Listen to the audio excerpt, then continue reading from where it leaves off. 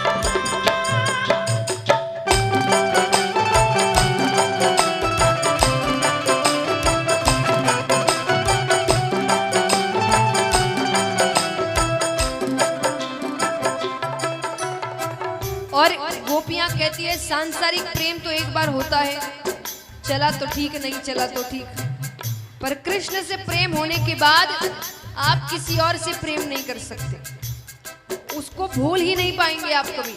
गोपियां कहती है क्यों नहीं भूल सकते? मोहन की सुंदर सूरतिया, मोहन की सुंदर सूरतिया, मोहन की सुंदर सूरतिया, मोहन की सुंदर सूरतिया, मन में बस गई मोहन मूर्तिया, मन में बस गई मोहन मूर्तिया, लोग कहे मैं भाई बावरिया, लोग कहे मैं भाई बावरिया, हो जाऊं अब तेरी रे सावरिया, हो जाऊं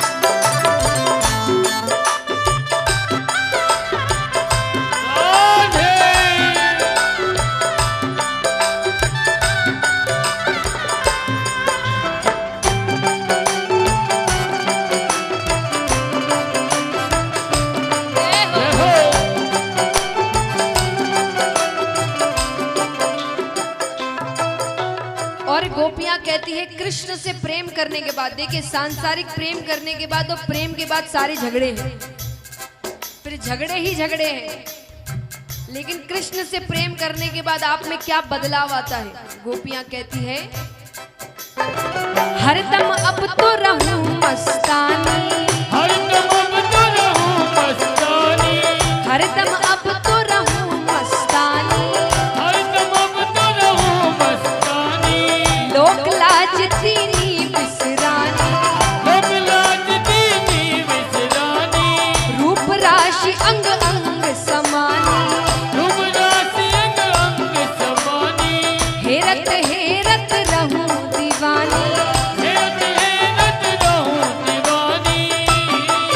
मैं तो गाऊं, मैं तो गाऊं, मैं तो गाऊं खुशी के गीत, ये दुनिया क्या जाने,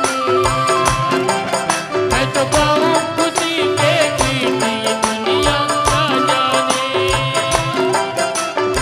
क्या जाने कोई क्या जाने, क्या जाने कोई क्या जाने, क्या जाने कोई क्या जाने, क्या जाने कोई क्या जाने। मुझे मिल गया, मुझे मिल गया, मुझे मिल गया मन का मंदिर, दुनिया क्या जाने, मुझे मिल गया मन का मीत, ये दुनिया क्या जाने। मेरी लगी शाम संग प्रीत, ये दुनिया क्या जाने, नहीं लगी श्याम संग मीत, ये दुनिया क्या जाने, ये दुनिया क्या जाने, दुनिया क्या जाने। ये दुनिया क्या जाने।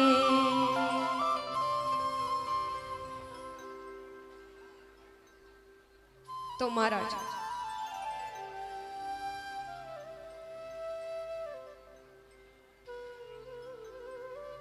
इस प्रकार अब यहां पर उद्धव जी सभी से मिलकर कई समय तक वहीं रहते हैं, मिलकर वापस ठाकुर जी के पास जाते हैं।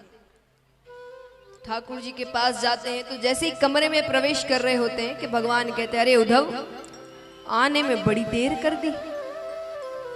उद्धव जी कहते हैं दयालु, कृपालु, करुणानिधि, ये सारे मनगढ़ंत नाम हैं आपके, आपने खुद ने रखे हैं।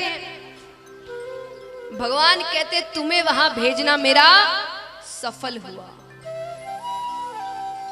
क्योंकि मुझसे इस लहजे में केवल गोपियां बात कर सकती है, इस भाषा में मुझसे केवल गोपियां या ब्रजवासी ही बात कर सकते हैं, और किसी के अंदर इतनी हिम्मत नहीं है, उतना प्रेम जिसके अंदर होगा वही मुझसे ऐसे बात कर सकता है। उद्धव जी कहते आप यहाँ क्या कर रहे हैं, कितने प्रेमी है वहां पर आपके। भगवान कहते मैं वहां नहीं जा सकता। अरे कंस के ससुर जरासंध बार बार आक्रमण करते हैं, अब मथुरा में तो सैनिक है, हथियार है, इतना बड़ा महल है, तो वो हार कर वापस चला जाता है, लेकिन वृंदावन में तो कुछ भी नहीं है, एक बार आक्रमण होगा और पूरी ब्रजभूमि खत्म हो जाएगी। तो बोले कभी कभी मिलने चले जाया करिए। बोले वो भी नहीं कर सकता, जरासंध को भनक भी लग गई कि मेरी प्रीति है वृंदावन में, तो मुझे मानसिक पीड़ा पहुंचाने के लिए वो वहां तकलीफ देगा सबको। तो बोले तो उनको यहां ले आइए, यहां तो सब कुछ है। भगवान कहते हैं वहां मैं एक ग्वाला था। क्या था? एक ऐसा ग्वाला जो गैया चराता है, ग्वालों की जूठन खाता है। यशोदा मैया मुझे रस्सी से बांध दिया करती थी। यहाँ देवकी माता को जब पैरों का स्पर्श करता हूं ना, वो सोचती आशीर्वाद दूं कि नहीं दूं, क्योंकि उनको पता है कि ये भगवान है। तो बोले उनको यहां लेकर आ गया ना, तो उनको मन में ऐसा लगेगा कि कन्हैया कैसा था, कैसा हो गया है, यहाँ पर लोगों को मार रहा है, राजनीति कर रहा है। भगवान कहते पर चिंता मत करो, उन सब का ध्यान रखता हूं मैं। वो जब रास्ते में मूर्छा को प्राप्त होते हैं ना, मैं उनको घर वापस सही सलामत छोड़कर आता हूं। अब यहां समय बीतता है, जरासंध बहुत परेशान करने लगे, बार बार आक्रमण करते। तब भगवान ने द्वारका नगरी बनाई पानी के बीच में, वो आक्रमण ना कर सके। अब यहां पर विदर्भ देश में चलते हैं, जहां राजा भीष्मक हैं। उनके बड़े पुत्र का नाम था रुक्मी और पुत्री का नाम था रुक्मणी। रुक्मणी जी ने जब से प्रेम तत्व को समझा, उन्होंने श्री कृष्ण को पति के रूप में माना था। अब यहां पर पिता को जाकर बताती है कि मुझे कृष्ण से शादी करनी है। पिता भी मान जाते हैं, पर भाई ने कहा नहीं, मेरी एक ही बहन है और उसका विवाह मैं अपने मन से कराऊंगा, जैसे विवाह उसको करना है। उसने कहा विवाह तो मेरे ही मन से होगा, मेरा मित्र है शिशुपाल, उसी से विवाह होगा। बच्चे बड़े हो जाए, माता पिता की ज्यादा चलती नहीं है। तो रुक्मणी जी के घर पे एक ब्राह्मण आया करते थे। रुक्मणी जी ने उनके हाथों एक पत्र भिजवाया श्री कृष्ण को कि मुझे आपसे विवाह करना है। मैंने जब से प्रेम तत्वों को समझा है, आपको ही पति माना है। अब या तो आप मुझसे विवाह करिए, वरना किसी और से तो मैं विवाह नहीं करूंगी। और ज्यादा जबरदस्ती करी तो इस प्राण को त्यागने के अलावा मेरे पास और कोई रास्ता नहीं है। अब इस पत्र से यहां बैठे कोई भी युवा ज्यादा आइडिया ना लगाए, सभी से निवेदन है।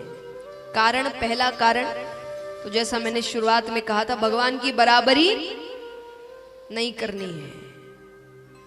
और दूसरा कारण देखिए, ये कोई साधारण पत्र नहीं था, ये एक पत्नी का अपने पति को दी हुई धमकी थी। तो आप सोचेंगे पति पत्नी कैसे, इनकी तो शादी नहीं हुई। ठाकुर जी किसका रूप है? विष्णु भगवान। रुक्मणी जी किसका रूप है? वो पहले से पति पत्नी है। तो धमकी इसीलिए थी क्योंकि देखिए, श्री राम ने भी, सीता माता किसका रूप है? लक्ष्मी जी। उन्होंने हर जन्म में, हर अवतार में अपनी पत्नी से शादी करी है।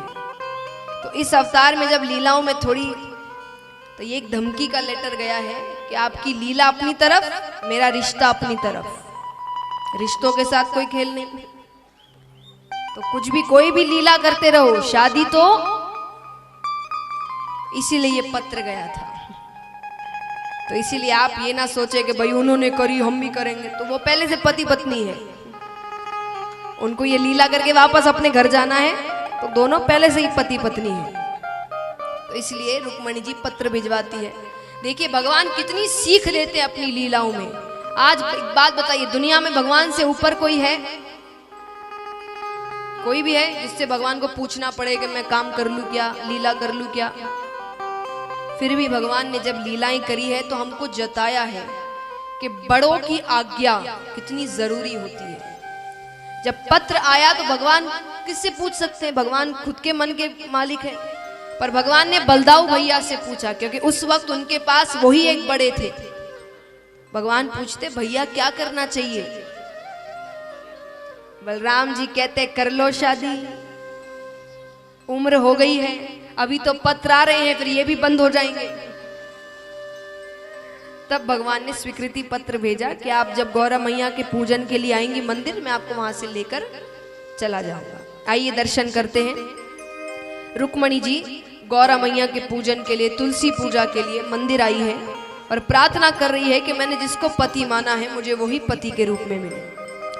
जय श्री कृष्णा। कुछ ही समय पश्चात भगवान श्री कृष्ण और माता रुक्मणी का विवाह होगा। जिन भक्तों को कन्यादान स्वरूप भेंट देनी हो, इस भजन में झोलियां चलेगी। आप अपने स्थान पर बैठकर वो भेंट उन झोलियों में डाल दें। जय श्री कृष्ण। रुक्मणी जी कहती है,